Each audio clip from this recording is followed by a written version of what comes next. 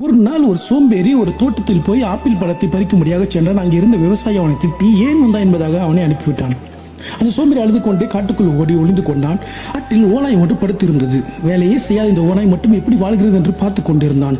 ஆனால் அங்கே வந்த ஒரு சிங்கம் அதன் வாயில் ஒரு கரித்துண்டை வைத்திருந்தது. கரித்துண்டை சாப்பிட்டு விட்டு மிச்சத்தை போட்டு விட்டு போனது அந்த சிங்கம். அந்த ஓனாய் அந்த மிச்சத்தை சாப்பிட்டு தூங்கி விட்டது திரும்பவும். இதை பார்த்து கொண்டிருந்த சோம்பேறி கடவுளும் எனக்கு ஒரு நாள் உணவை அனுப்பி தருவார் என்பதாக நம்பி அதுதான் தேவனுடைய திட்டம் என்பதாக நினைத்துக் கொண்டான். இதற்காக அவன் எந்த ஒரு வேலையும் செய்யாமல் போய் படுத்துக் கொண்டான். உணவு தன்னை தேடி வரும் என்பதாக நம்பினான். காத்திருந்த அவன் 2 நாள் கழிந்தது.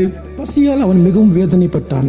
அவ்வழியே வந்த ஞானியிடம் ஏன் கடவுள் என்னை சோதிக்கிறார் என்பதாக அவன் அழுது கொண்டே கேட்டான். அதற்கு அந்த ஞானி, கடவுள் உன்னை ஒரு ஓனாயாக வாழ விரும்பவில்லை, சிங்கம் போல் கம்பீரமாய் வாழும்படியாக தேவன் உன்னை வைத்திருக்கிறார் என்பதாக சொன்னார் அந்த ஞானி.